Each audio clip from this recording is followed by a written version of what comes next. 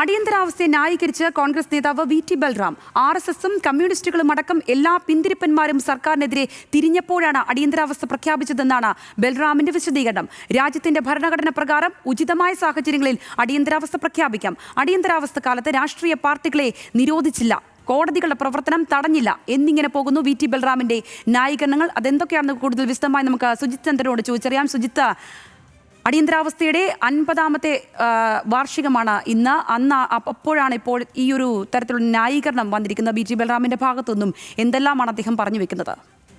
സംഗീത, കൗതുകകരമാണ്. നമ്മൾ ഈ സംസാരിക്കുന്ന ഈ സമയത്ത് ഇപ്പോൾ ഡൽഹിയിൽ കോൺഗ്രസ് പ്രസിഡന്റ് മല്ലികാർജ്ജുൻ ഖാർഗെ ഒരു വാർത്താ സമ്മേളനം നടത്തിക്കൊണ്ടിരിക്കുകയാണ്. അദ്ദേഹം അവിടെ പറയുന്നത് ഇപ്പോൾ ഒരു അപ്രഖ്യാപിത അടിയന്തരാവസ്ഥ ഇന്ത്യയിൽ നിലനിൽക്കുന്നുണ്ട് എന്നാണ്. ഇന്നലെ ജയറാം രമേശും പറഞ്ഞത് അങ്ങനെയാണ്. അപ്പോൾ ഇവരാരും തന്നെ അതായത് പ്രതിപക്ഷ ദേശീയ നേതാക്കളോ കോൺഗ്രസിൻ്റെ ദേശീയ നേതാക്കൾ ആരും തന്നെ അടിയന്തരാവസ്ഥ എന്ന ആ കാലഘട്ടത്തെ ന്യായീകരിക്കാൻ മുതിർന്നിട്ടില്ല. നമ്മൾ ഇന്നോളം അങ്ങനെ കണ്ടിട്ടുമില്ല. കഴിഞ്ഞ 50 വർഷം മുമ്പ് നടന്ന അടിയന്തരാവസ്ഥ എന്ന പൗരാവകാശങ്ങൾ റദ്ദാക്കപ്പെട്ട ഇന്ത്യ ചരിത്രത്തിലെ തന്നെ ഏറ്റവും ഇരുളിമയാർന്ന ആ കാലത്തെ രാജ്യം ഓർത്തെടുത്തുകൊണ്ടിരിക്കുന്ന ഈ സമയത്ത് പക്ഷേ കൗതുകകരമാണ്, ഒരുപക്ഷെ കുറച്ച് സാഹസികവുമാണ് വി.ടി. ബൽറാമിൻ്റെ ഈ ഫേസ്ബുക്ക് പോസ്റ്റ് എന്ന് കരുതേണ്ടി വരും. ഉന്നതമായ, അദ്ദേഹം വളരെ തന്ത്രപരമായാണ് ആ വിമർശനം ഉന്നയിക്കുന്നത്. ഉന്നതമായ ജനാധിപത്യ ബോധമുള്ളവർക്ക് അടിയന്തരാവസ്ഥ കാലത്തെ വിമർശിക്കാം, പക്ഷേ ലോകത്തെ പല കമ്മ്യൂണിസ്റ്റ് ഭരണങ്ങളുമായി താരതമ്യം ചെയ്താൽ ഇത് ലളിതമായ ഒരു കാര്യമാണെന്ന് പറഞ്ഞു വെച്ചുകൊണ്ടാണ് അദ്ദേഹം വിമർശിക്കുന്നത്. അദ്ദേഹത്തിൻ്റെ വാദങ്ങൾ ഏതാണ്ട് ഇങ്ങനെയൊക്കെയാണ്. അതായത് ഒരു താൽക്കാലികമായ ഒരു പ്രതിഭാസം മാത്രമായിരുന്നു ഈ അടിയന്തരാവസ്ഥ കാലം. RSSകളും കമ്മ്യൂണിസ്റ്റുകളും ഇപ്പോൾ സംഗീത പറഞ്ഞതുപോലെ എല്ലാ പിന്തിരിപ്പൻ ശക്തികളും അന്നത്തെ സർക്കാരിനെതിരെ വന്ന ഒരു കാലത്ത് അടിയന്തരാവസ്ഥ പ്രഖ്യാപിക്കാൻ നിർബന്ധിതമാകേണ്ടി വരികയായിരുന്നു.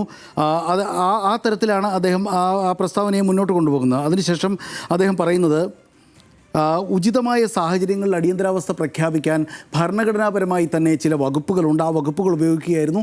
പക്ഷേ കമ്മ്യൂണിസ്റ്റ് രാജ്യങ്ങളിൽ അതായത് ലോകത്ത് മറ്റേതോ പ്രദേശങ്ങളിലുള്ള ലോകത്തിൻ്റെ റെസ്റ്റ് ഓഫ് ദ വേൾഡ് പലയിടത്തും നിലനിൽക്കുന്ന കമ്മ്യൂണിസ്റ്റ് ഏകാധിപത്യ ഭരണകൂടങ്ങളുടെയും അവിടുത്തെ ജനങ്ങളുടെ മേലുള്ള സർക്കാരിൻ്റെ ഒരു സർവൈലൻസിനെയും ഒക്കെ കമ്പയർ ചെയ്തുകൊണ്ട് ഈ അടിയന്തരാവസ്ഥ എന്ന ഇന്ത്യയിലെ 50 വർഷം മുമ്പ് നടമാടിയിരുന്ന 20 ലക്ഷം ആളുകളെ തടവിലിട്ട രാജ്യത്തെ 20% ജനപ്രതിനിധികളെ തടവിലാക്കിയ, പത്രങ്ങളെ നിരോധിച്ച, കലാകാരന്മാരെ നിരോധിച്ച ആ ഒരു കാലഘട്ടത്തെ വളരെ ലളിതവൽക്കരിക്കുകയും അത് ഇന്ത്യ ചരിത്രത്തിൽ സ്വാഭാവികമായി ആ ചരിത്ര സന്ദർഭത്തിൽ ഉണ്ടായ ഒരു താൽക്കാലിക പ്രതിഭാസം മാത്രമാണെന്ന് പറഞ്ഞ് ഒരർത്ഥത്തിൽ ന്യായീകരിക്കുകയുമാണ്, പൂർണ്ണമായ അർത്ഥത്തിൽ തന്നെ ന്യായീകരിക്കുകയുമാണ് വി.ടി. ബൽറാം ചെയ്യുന്നത്.